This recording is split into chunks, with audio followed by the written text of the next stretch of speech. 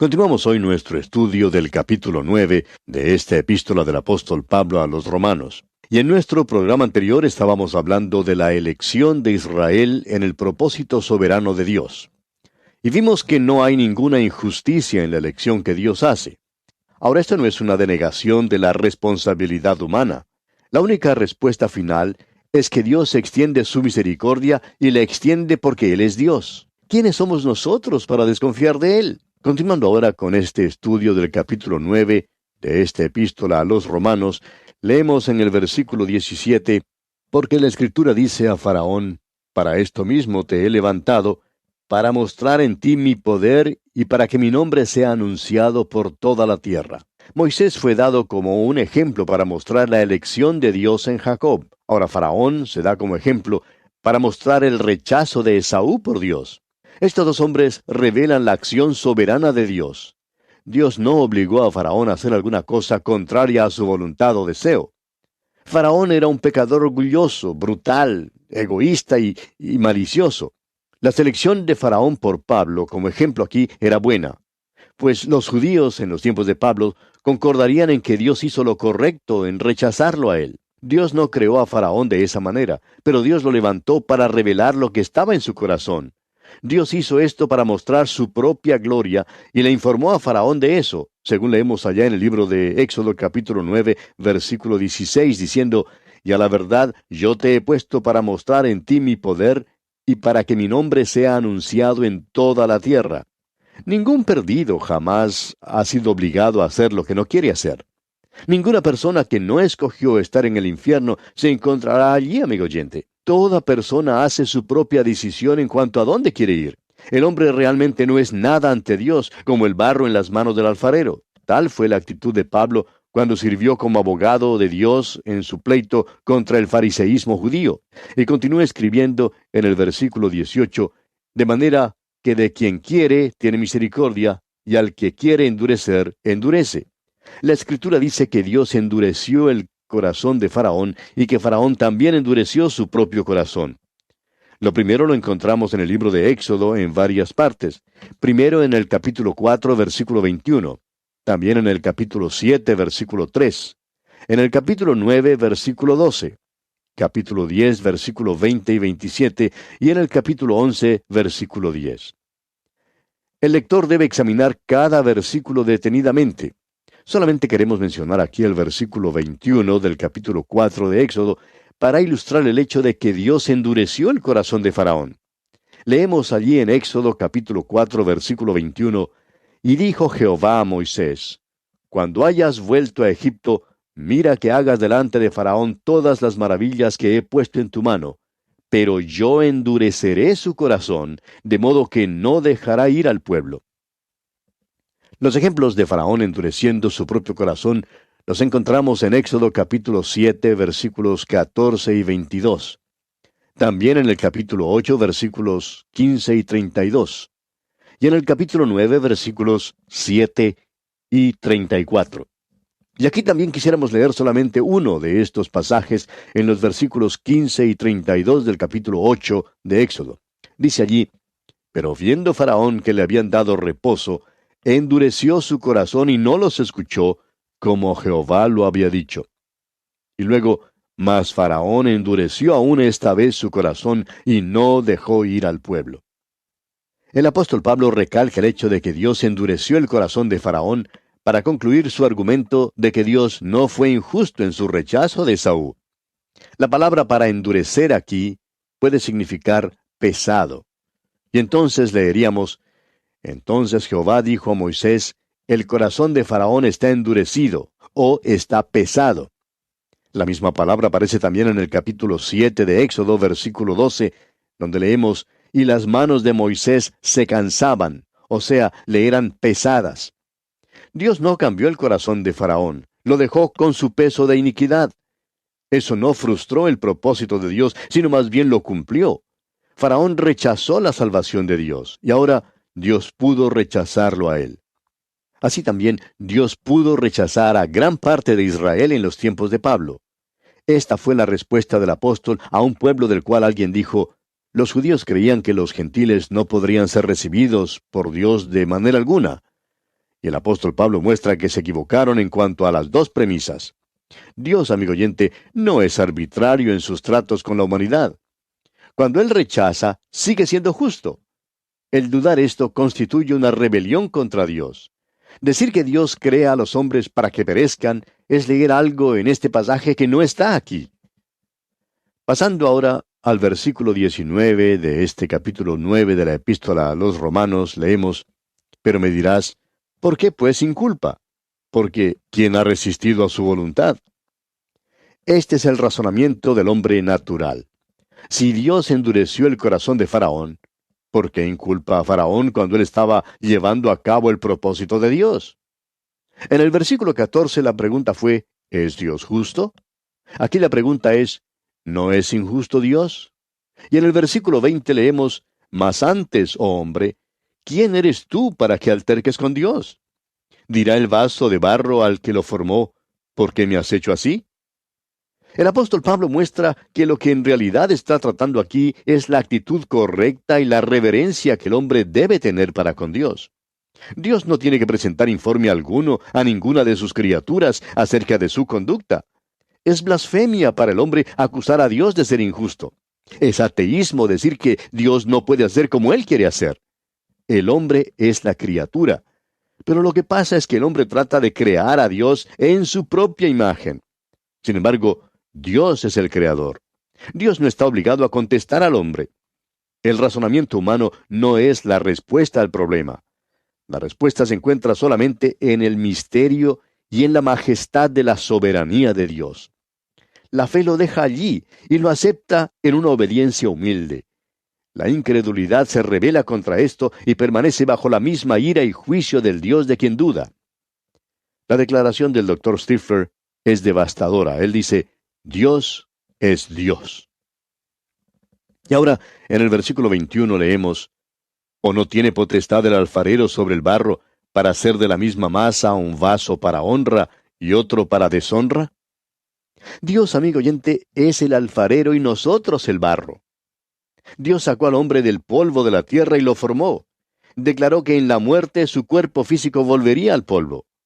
El salmista dice allá en el Salmo 103, versículo 14, se acuerda de que somos polvo. Muchas veces nos olvidamos de esto. Dios, amigo oyente, y no el hombre, es quien ocupa el poder hoy. Él es Dios, y Él sale triunfalmente en su propio carro de guerra. Si el hombre fuera inteligente, seguiría aquel carro. El pensamiento en el versículo 20 era el de Dios como creador. Lo compara al alfarero. El versículo 21 tiene que ver con el propósito y el destino, más bien que con el origen.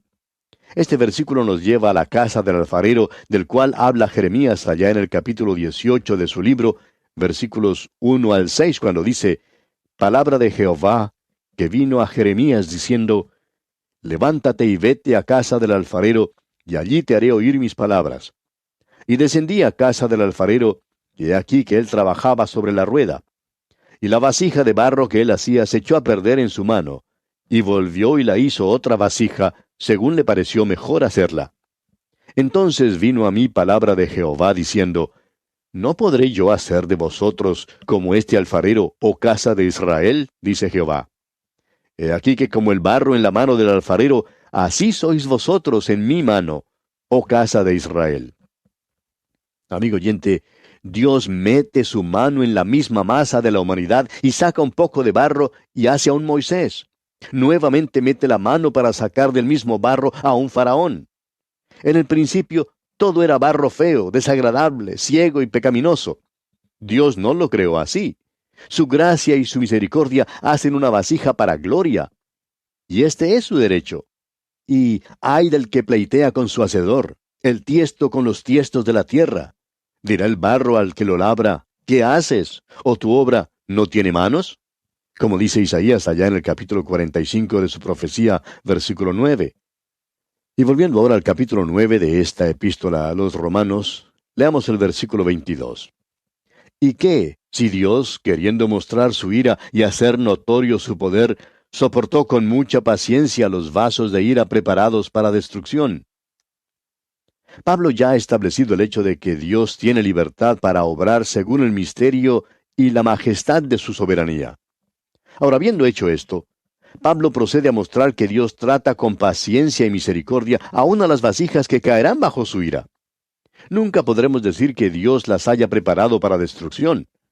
La rebelión y el pecado del barro fue lo que las preparó para destrucción. Dios habría tenido toda la razón en ejercer un juicio inmediato, pero trató a estas vasijas no como barro muerto, sino como criaturas con libre albedrío y les dio amplias oportunidades para revelar cualquier propensión que pudieran tener para obedecer a Dios. Dios aborrece el pecado y lo juzgará de una manera final, pero su misericordia constantemente se extiende hacia sus criaturas. La misericordia templa el juicio, pero no lo quita.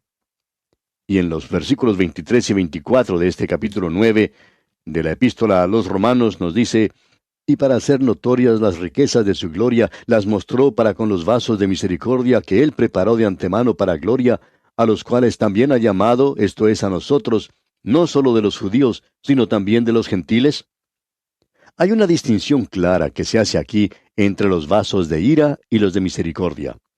Dios mostró tanta paciencia para con los vasos de misericordia como para con los vasos de ira, pero los vasos de ira estaban preparados para la destrucción por ellos mismos, mientras que Dios es el que prepara los vasos de misericordia. Godet sugiere aquí que los vasos de ira se refieren a la misma nación judía que fue destruida en el año 70 después de Cristo. Jesús anunció la destrucción, pero él era sufrido y paciente. Lloró sobre la ciudad y oró diciendo: Padre, perdónalos.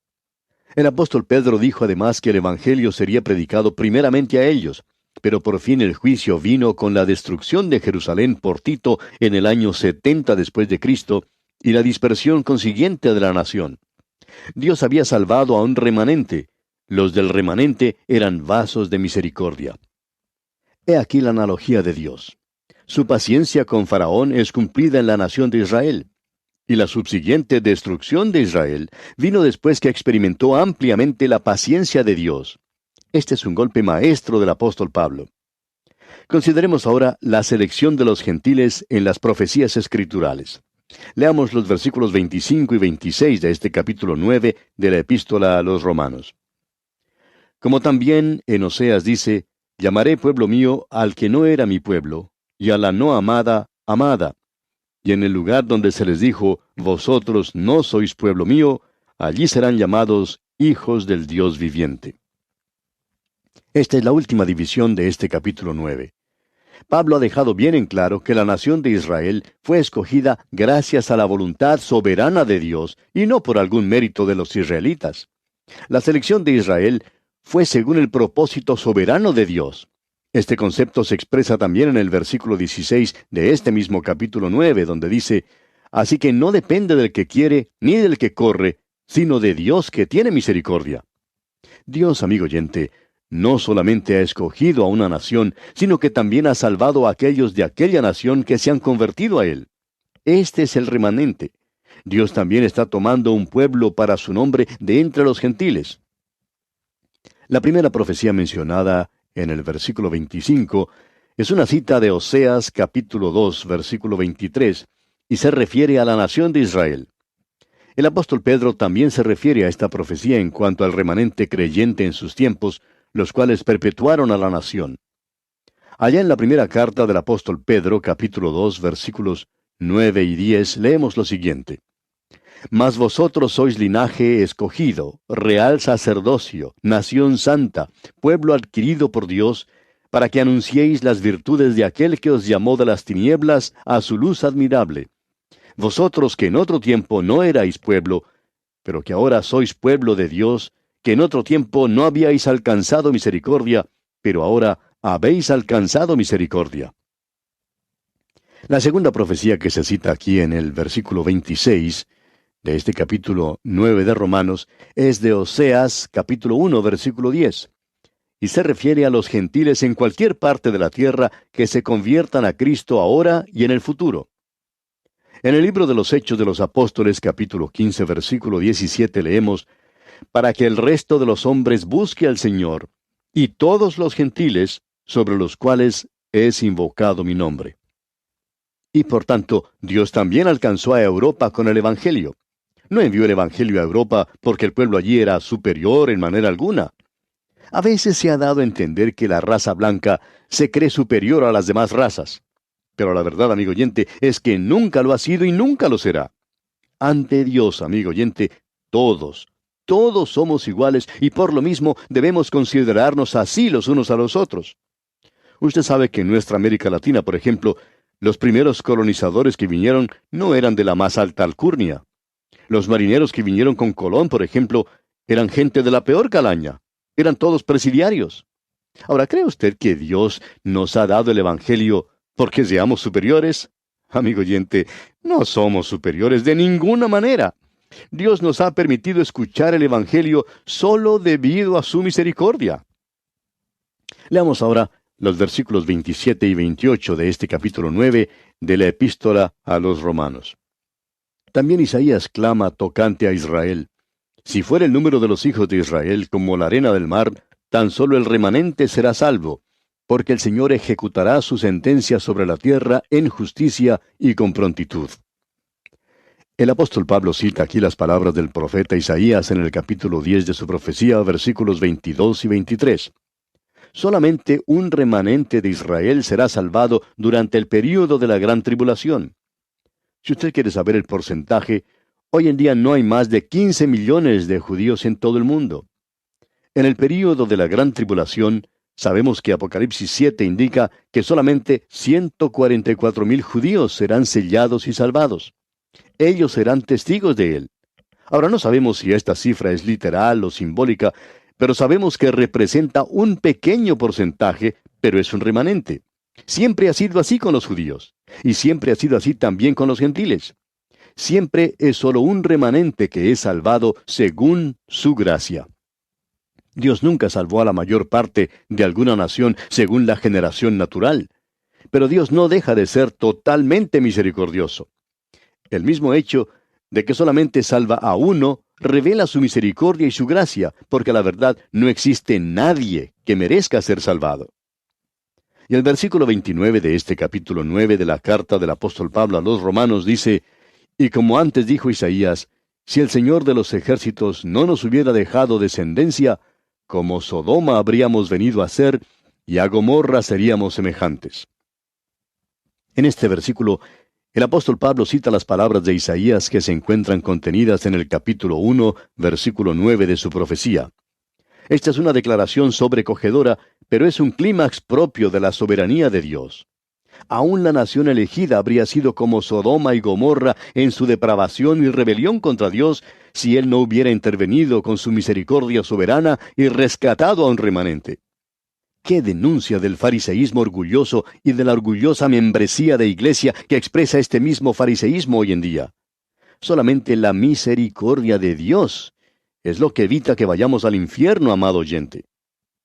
Y ahora el versículo 30 nos dice: ¿qué pues diremos? ¿Que los gentiles, que no iban tras la justicia, han alcanzado la justicia, es decir, la justicia que es por fe? Esta es una declaración emocionante. Los gentiles que no quisieron, ni corrieron u obraron, hallaron justicia en Cristo porque Dios lo obró y lo quiso. Las escrituras del Antiguo Testamento lo habían profetizado, pero ahora la historia lo confirma según Pablo testificó. Usted puede leer acerca de la visita del apóstol Pablo al país de Galacia en su primer viaje misionero allá en el libro de los Hechos de los Apóstoles, capítulos 13 y 14, y también puede leer acerca de Pablo en Atenas allá en el capítulo 17 del mismo libro de los Hechos de los Apóstoles, versículos 15 al 34. E Isaías ya había dicho que los gentiles también serían salvados. Y ahora el versículo 31 de este capítulo 9 de Romanos dice: mas Israel, que iba tras una ley de justicia, no la alcanzó. Ahora esta es una declaración aterradora. Los judíos trataron de producir una justicia propia al tratar de cumplir con el sistema mosaico, pero no la produjeron porque en sus esfuerzos y en su orgullo dominante rehusaron acudir a Cristo como pecadores perdidos. Mire usted hoy a Israel. Es un hecho que los religiosos son los más difíciles de todos para alcanzar con el Evangelio. Nunca podrá usted reconciliar la soberanía de Dios y la responsabilidad de los hombres. Si usted va a ser salvo, amigo oyente, la responsabilidad será suya. Usted tiene que aceptar lo provisto por Dios. La Biblia dice con toda claridad que Dios ha hecho su parte al proveer una salvación para todo el mundo. Las puertas están abiertas para que todo aquel que quiera pueda venir. Y el Señor dice allá en el Evangelio según San Juan capítulo 6, versículo 37, y al que a mí viene, no le echo fuera. Por favor, no se ponga usted a un lado para decir, yo no soy uno de los elegidos. Si usted quiere ser salvado, usted está entre los elegidos. Si no quiere ser salvado, entonces no está entre los elegidos. Es así de sencillo. Este es el universo de Dios, y hemos llegado a la conclusión de que Dios es soberano. Él obrará según su voluntad, y su voluntad es justa. No hay posibilidad alguna de injusticia con Él. Él no se equivoca, amigo oyente. ¿Por qué no confía usted en Él? Él puede y quiere salvarle completamente. Y aquí vamos a detenernos, amigo oyente, porque nuestro tiempo ya ha tocado a su fin. Continuaremos, Dios mediante, en nuestro próximo programa. Hasta entonces, pues, que las incontables bendiciones del Señor reposen sobre usted, ahora y siempre.